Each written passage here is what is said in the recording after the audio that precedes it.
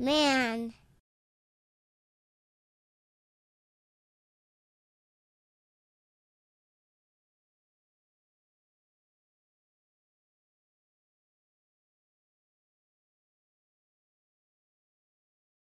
Son of a bitch. Wow. Dude. That's nasty, man. It's fucking bad as fuck. Epitaph Inscribed, a new song from Blood Red Throne. Holy shit.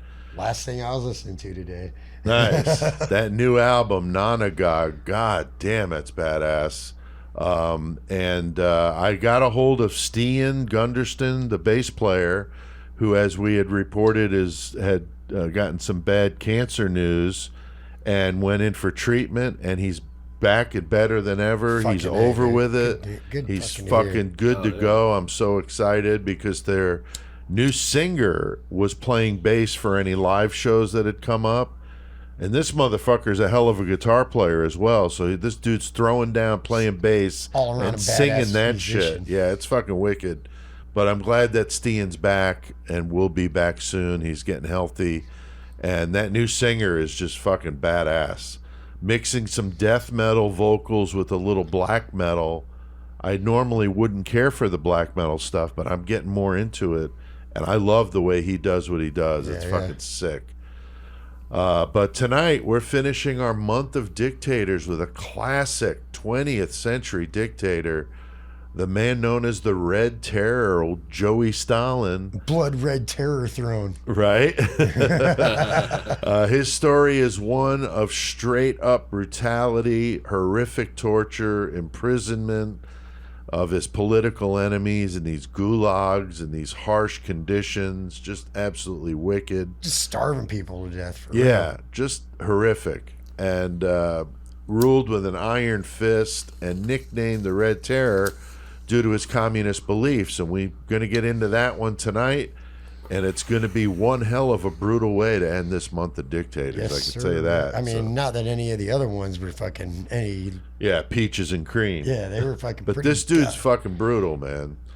Chris, I mean, this is a classic here with Stalin. Oh yeah, Stalin's like, if you see his picture, you know, oh yeah, he's a communist dictator. He fucking runs that shit.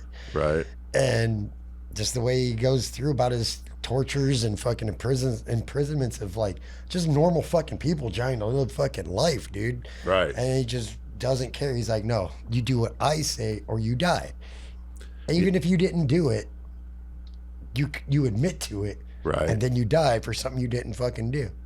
Yeah, I should have actually, in retrospect, I don't think he would have done it, but I could have asked my dad. My dad has read like so many books on this dude. Fascinated with the gulags and political enemy shit, but he's told me many stories about books he's read about somebody being snatched up off the street because they were smiling. They're like, "What are you smiling about?" You know, and come with us, and fucking never seen again. Fucked up. My fist. I mean, really fucked up. This guy fucking, wrote the book on just fucked up shit as a dictator. But Joey, I mean, most people are going to know who Stalin was, but of course we're going to do it Murder Metal Mayhem style. Yeah, I mean, you could write fucking 8 history books about this dude, but for us, Murder Metal Mayhem, we just want to focus on some more brutal shit this dude did. Right. Fucking put it out there for y'all. Yeah, because, I mean, we've been doing this all month, summarizing the early years to kind of set the table, where this is at in history. How the person grew up, what their, Yeah, the basic stuff. But we know what you guys want. You want the brutality, we and want obviously the death and the destruction. We're going to give that to you tonight in spades. That's 2 band names. That's 2 drinks. That's right. God damn it. So Joseph Stalin is born 1878 in Georgia, but not the United States Georgia. No, definitely not southern United States Right, Georgia. right. But because the these country motherfuckers that have monster trucks and fucking guns and shit, and they fucking retaliate like, no, motherfucker, what? But this is the country that is what was known at the time as the Russian Empire. So his name wasn't Stalin. It was something I can't even begin to pronounce. There was like all these consonants, and I'm like, I don't even know how to say that. So I'll just spare you that. So you just know him as Joseph Stalin. He takes that name later, which means Man of Steel. So fuck yeah, dude. He's like kinda Superman ballsy. of Russia. Superman. yeah. So he's born into a poor family, and his father was an alcoholic who savagely beat him as a child. And we've heard a lot, so many times about this kind of stuff. Kids beaten up, violent fucking parents or violent dad. And just fucking sad to see. But Chris, I mean, he always spoke with that Georgian accent and would find issues with that later. Howdy, I y'all. was just gonna do, yeah, exactly. That's exactly what I was gonna do. I was gonna be like, well, boy, here's what we gotta do down here in Georgia. How funny would that be You to got see me, him man. speak like that? Man, fucking the Georgia accent, the country, not the state, motherfucking. He talked to that accent because that's where he was from. And he started going to school and was. I don't even know what Marxism is. So, and I heard all It's that. I'm like, communism. it's communism. He's the Okay. father of communism. Karl Marx basically. is the father. Okay, I didn't know that. Yeah. So like, he got real deep into it and shit. And there's a quote that says, "From each according to his ability, to each according to his needs." I don't know what that means, dude. Yeah, so what that means, Karl Marx wrote the Communist Manifesto, which inspired all these fucking whack jobs after him about this. But Marx said, from each according to his ability. So your work, if you can do more work, you do more work, but to each according to his needs. So it Okay, that makes so then you pay the person that has more dependents more money because they have more need. So pay that's why I them. was saying when we did Pol Pot, we talked about this, where Yeah. that's the problem with communism is it incentivizes people to work hard. Okay, that makes sense. Because now. you don't get paid more. It's like, It's I'm just doing according to your need. all this busted ass work, and this dude's doing shit. Okay. Right. Exactly. Okay, now I get it. Now I Yeah. get it. Yeah. So it's crazy. And like I said, I've done a lot of reading about this, written songs about it. And so, Joey, that Communist Manifesto, definitely one of the reasons why fucking millions of people are fucking murdered under this shit. Yeah, second only to the fucking religious books that have killed billions and trillions, bro. Right.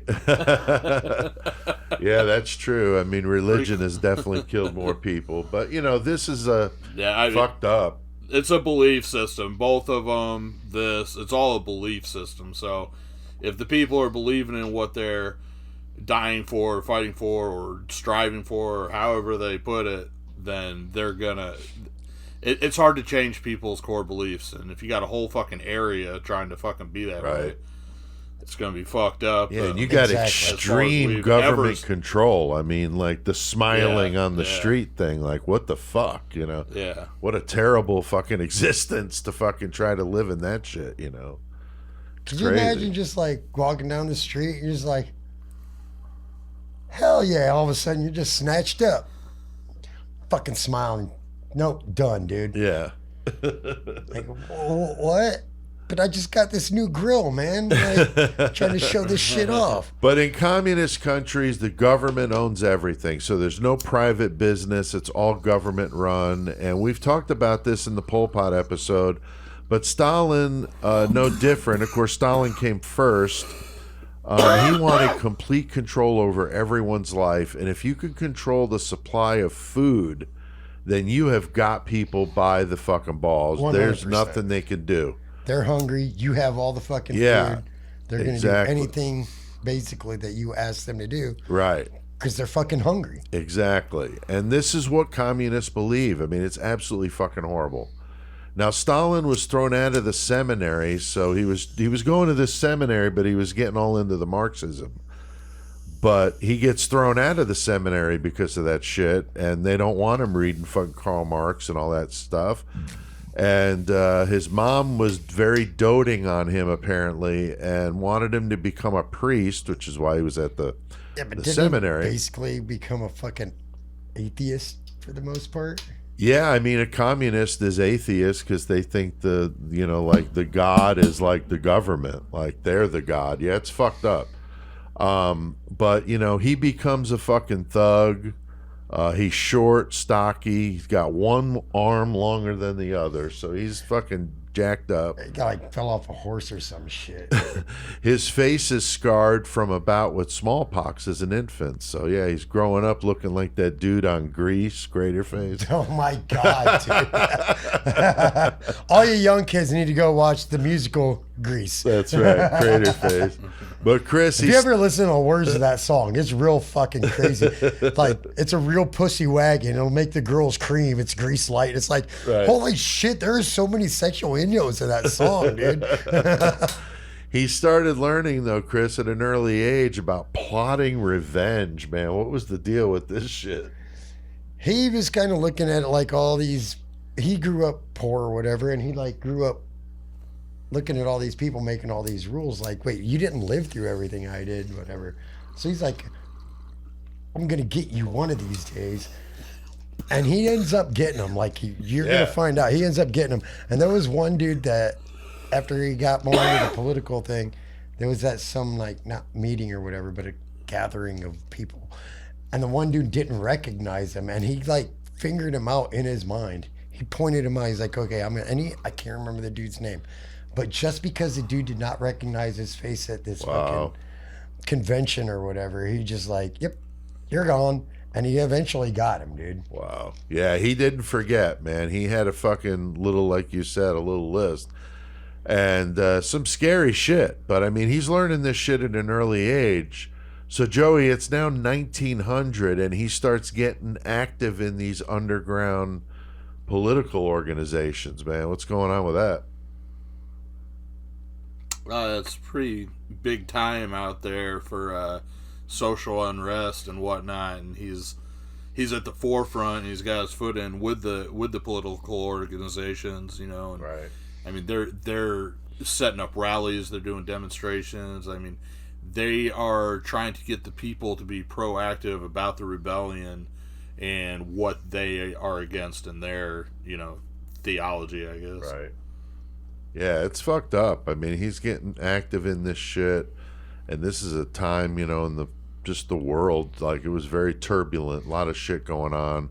World War II World War I getting ready to start. This is like early in the 1900s. Like, yeah, 1914 was World War I start, so it's building to that. Now, Stalin is a huge follower of Vladimir Lenin, which is another one. Yeah, he's another one. Holy fuck. The leader. What's it? You remember fucking? I'm just thinking fucking Big Lebowski and Steve Buscemi. He's like the Walrus. He fucking keeps saying fucking John Lennon, you know, and fucking yeah, dude, John Goodman. What's his name? Fucking Goodman. Yeah, dude, just snaps the. He's like Vladimir Ilyich Lenin. He's like, shut the fuck up, Don. Your element. That shit's too much. Yeah, that's funny. So we're talking Vladimir Lenin, the leader of the Bolshevik group of the Marxist revolutionaries. He would end up in jail multiple times for his revolutionary activities, and Lenin took notice of him. And so things are moving in the right direction for old Joseph Stalin. He's attending these political meetings all over the world. He's going to Finland, London, Stockholm. He's learning the game, dude. Is what he's doing. He's where these communist ideas are being discussed with people. So it's a growing movement for sure. And Stalin was slowly moving up the ranks and wrote a very important article about Marxism and was getting more and more exposure. Lenin gave him a big promotion, so now he's taken on the Stalin name, the old man of steel. Oh, yeah. And now he's officially Joseph Stalin. But Chris, that man of steel, more like a wrestler than a fucking leader of a country. Oh, like me and Cashman both said earlier, that's fucking Superman. This is a man of steel. Right. But, yeah. But he's like this short, he's not like scrawnier by any means or whatever, but he's pretty stocky. Fucked up. And he just like, but I also saw that he would like put like platforms when he was talking to make him seem taller, right, and all that shit. So he's like, he's got a complex about his height, but at the same time, his fucking control on people and his thoughts of what he wants to do and how he's going to make it happen, his height didn't even fucking matter, dude. Right. He is like, fuck you, we're going to go get it. Now, get in the ring, motherfucker. Oh, he's about to be in the ring tonight. Holy shit. That's right. He's going to be in the ring tonight. So yeah, he was sent to Siberia in exile for a period of time as the political atmosphere in Russia is heating up, and it was all over the world, total turmoil, again, building to World War I. And we talked about this in the Saddam Hussein and Pol Pot episodes, how these guys just get good at capitalizing in the midst of total turmoil and making their move at the right time to gain ultimate power. So Stalin, no different. But, you know, he gets married, Joey, in 1904, but doesn't end too well.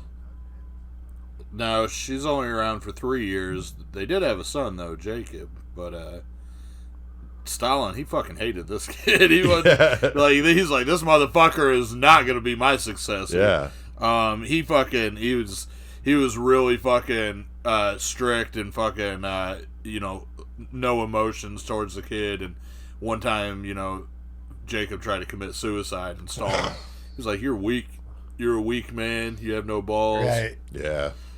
That's pretty fucked up. Yeah. Heartless as fuck. Yeah, that's fucking harsh, man. That's like just sucks. his first wife, though. Wasn't there a whole thing after she died? It's like it just broke his heart. He just was distraught. What, right? I'm not sure if I heard that, but that's not saying it's not true. I just don't remember. So I could only imagine after that, he's just like, yeah, that was my love. See, I didn't see that. Not that I'm saying you're probably right about that. I just didn't happen to see it. So I started taking this a different direction because with what's coming up with another wife and shit, I just figured he was like, I don't really need these bitches around in my life because I'm running shit. Right. So I get the fuck out of here and disappear. Yeah. I don't know. I felt like he was probably killing them and nobody was ever going to question it. You right. know? How they said that she died. Yeah, or he's whatever, basically like, I don't know. That's conspiracy shit. Yeah, he's basically like, I get any bitch I want, whether they want it or not. Like, he's fucking totally fucking not cool about that. Yeah. Yeah, it's definitely getting a little fucking crazy here. And Chris, he ends up the editor of a newspaper, a political newspaper. No, right? It's propaganda is what it was. Right. It's all propaganda. Like, so much so that everybody had portraits of him in their houses, in the fucking restaurants or whatever. Well, I don't know. But everywhere you went, it's Stalin, Stalin, Stalin. Just like in the fucking... They all do that. That's what's right, so and that's fucked what up. that's Saddam, what I was saying. I was about to say the same thing. Like, any dictator like that, they want to make sure that their face is seen everywhere they go, no matter what. Right. Man, that shit sounds like our presidential candidates. It really does, dude. Holy shit. Yeah, that's what's fucked up. Yeah. And then there's motherfuckers put their names in their yards and all kinds of shit, holy right? fuck. Exactly. But he had a very big enemy, though, Chris. Yeah, Leon Trotsky, dude. He waited out for that dude. Yeah. And he got a hit put out on him, basically, didn't he? I think so, yeah. I don't remember the exact... He was really good, though, at waiting for the right moment to strike. So he had that issue with Leon Trotsky. And so, yeah, very interesting here. A lot of drama. The Leon Trotsky story about this, I remember listening to some shit about it. And it was a fucked up story. Like we said, ladies and gentlemen, we're just laying down simple facts. Right. So Stalin was very involved in the Russian Civil War, which was 1919 to 1920. Lenin is in failing health, and Stalin's rival Trotsky is talking some shit about him, saying that he's not intelligent, mocking that Georgian accent.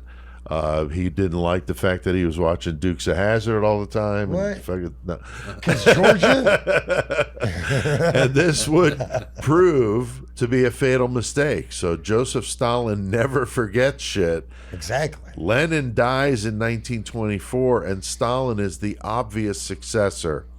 No, he just made him his successor. Yeah, I mean, he positioned himself for it. I mean, very impressive.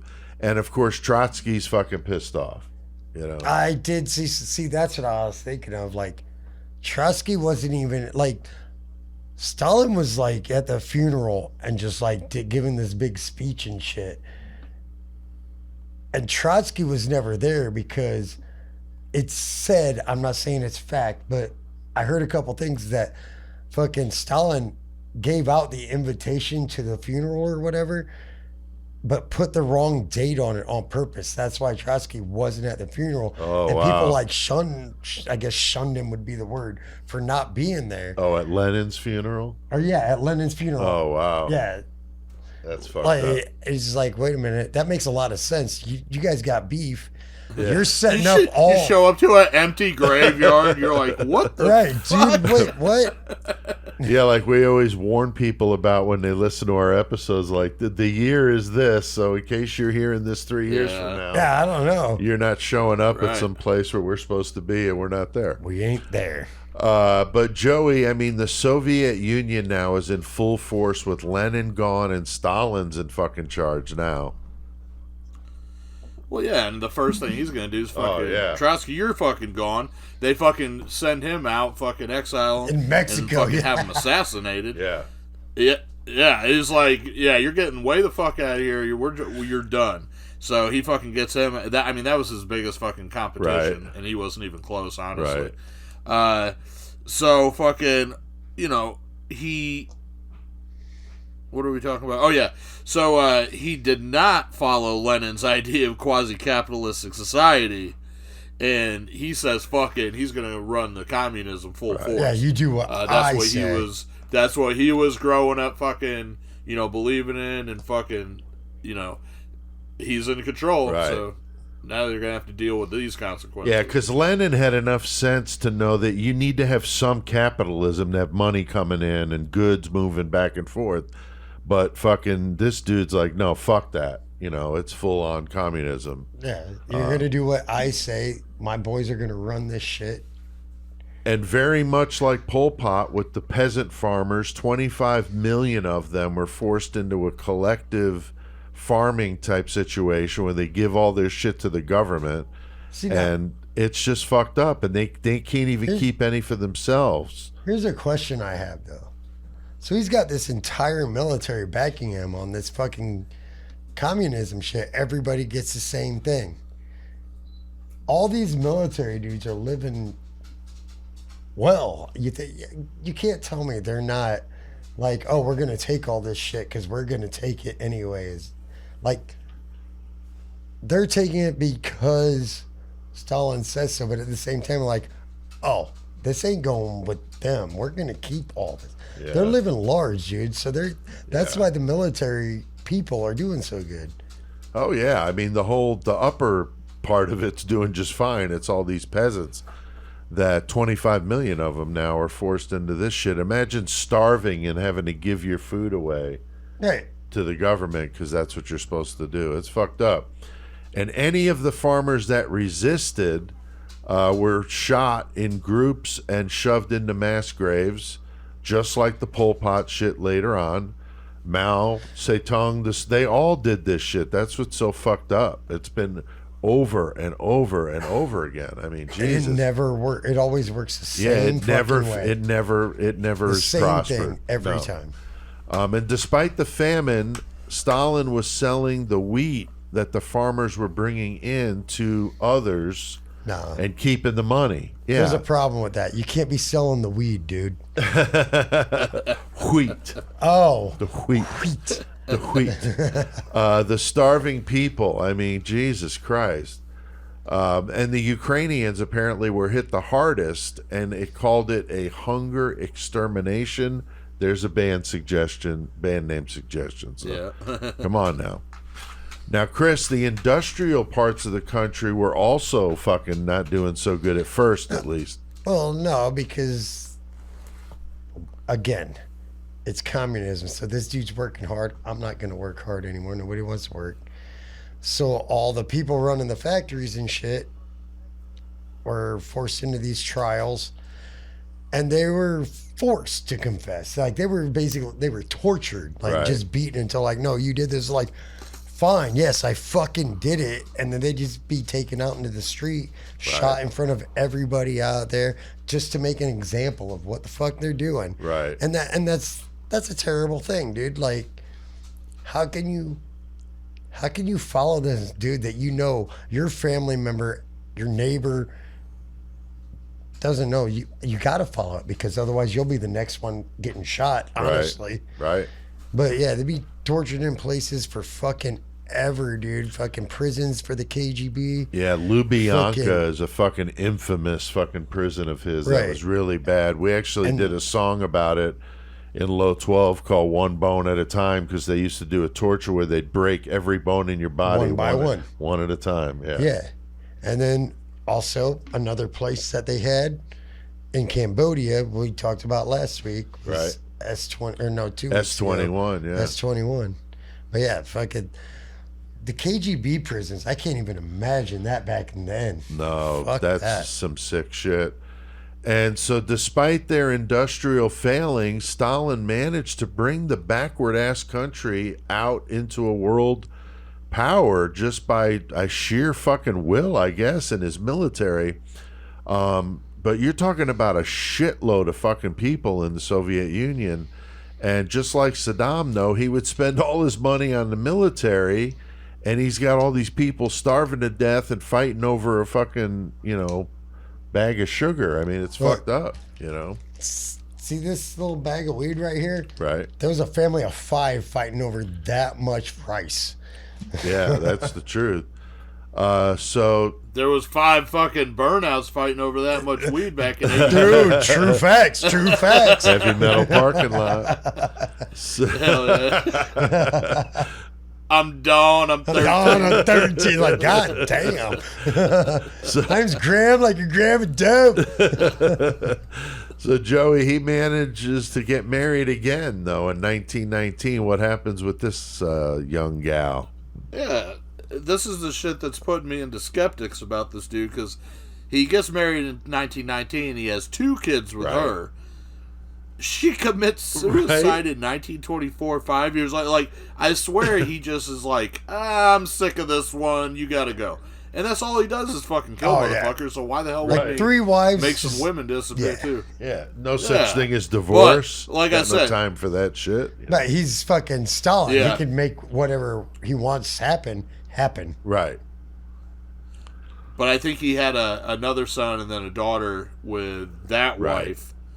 And then the daughter did later write a book about her time growing up with him, which is No, I actually want to see if that's on Audible, because I would like to check that out. Yeah, that would be interesting. I don't know what it's called, but she waited until after he died, and so that's cool. I mean, if you're going to do that, especially if there's anything in there that would be embarrassing to him, that's the right thing to do. But Stalin was known for what people were called the Great Purges. That was his thing. And I wonder if that's where the Purge movies got their idea. I don't know. Kill everyone. Yeah. But it started in 1934 with a campaign of political terror to his enemies.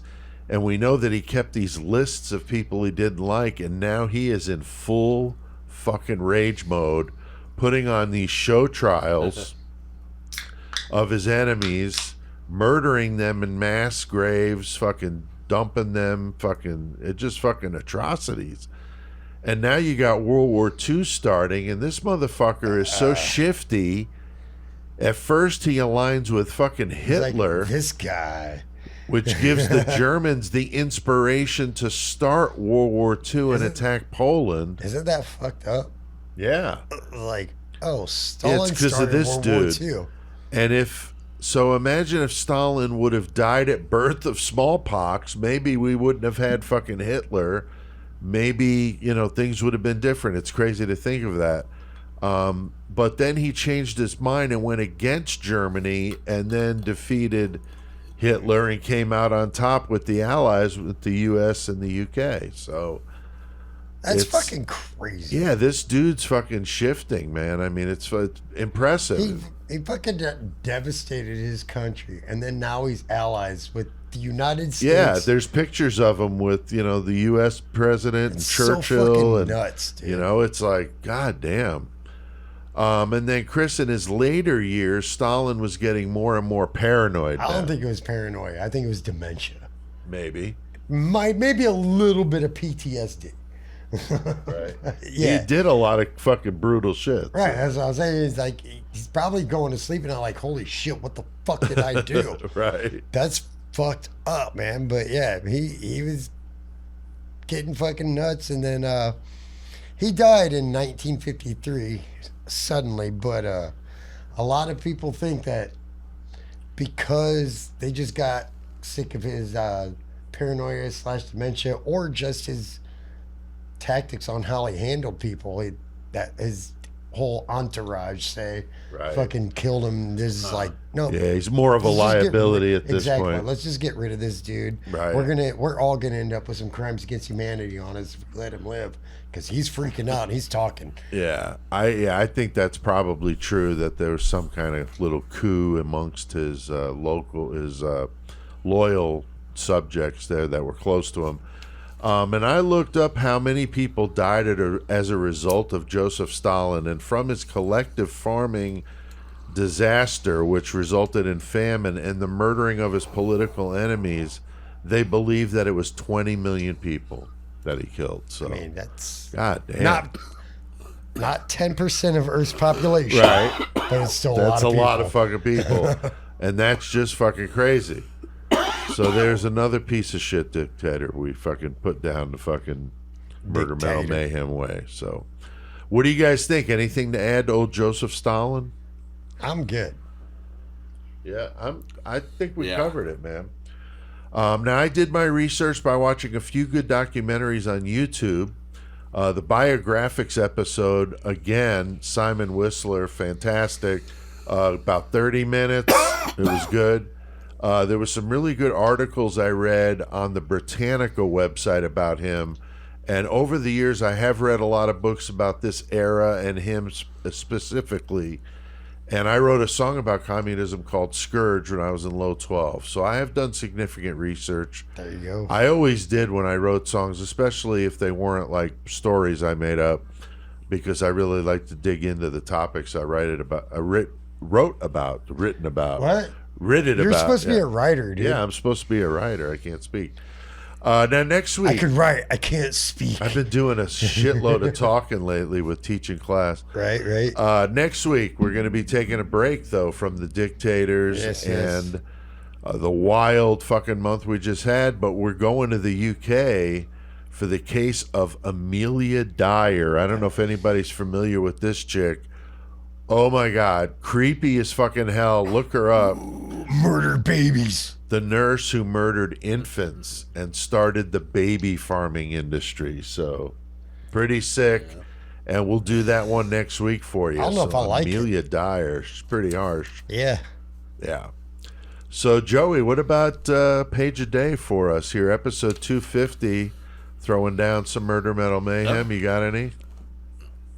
I do. Episode 250. I've only got one, though, because my fucking time frame for recording tonight was a little off, so I was trying to keep things short in case I had to. Good? We ended up being okay. Anyway, so I got one for Page Day. I thought this was a pretty classic. This is talking about Gary Alvord. Now, he spent nearly 40 years on death row in Florida. He was the longest-serving death row inmate in the country when he died of natural causes in May of 2013. In prison? He had been sentenced to death for murdering 3 women in 1973. And at the time of the murders, he had escaped from a psychiatric hospital he was sent to after he had been found not guilty by reason of insanity for the kidnapping and rape of a 10-year-old girl in 1967. So he was already fucked up to begin with. He fucking escapes, fucking kills these 3 women. While he's awaiting trial for that crime, he's hospitalized for swallowing spoons, a razor blade, nuts and bolts, shower attachments, Jesus Christ, rolled up toothpaste tubes. And he said that he was instructed to do so by voices from the spirit world. Now that, in essence, is why Halvard sat on death row for decades, while 75 other prisoners were executed. He saw 75 people walk down that. God damn! God. Could you imagine? Wow. Yeah, and many of whom had spent less than half the time waiting as he did. He was severely schizophrenic and avoided execution on the grounds of mental illness at least twice.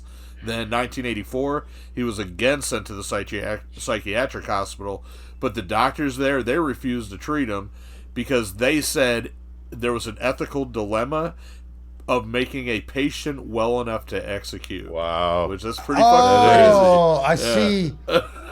See, I see what happened there. I get it. Yeah. So you want me to make this dude lucid so you can kill him, Right. basically. Yeah. And which goes against their, I guess, the HIPAA probably. Right? But that's fucking crazy shit, you know? So, yeah, that's the only one I have for page today, Gary Alvord. But it's pretty fucked up, man. It is. Well, we got our fair share of murdering done tonight. I think it's time to crank it the fuck up and talk about some heavy metal. Joey, what the fuck do we need to do? Let's rock and roll all night and party every day, Pete. Fuck you. Just because CK has passed on.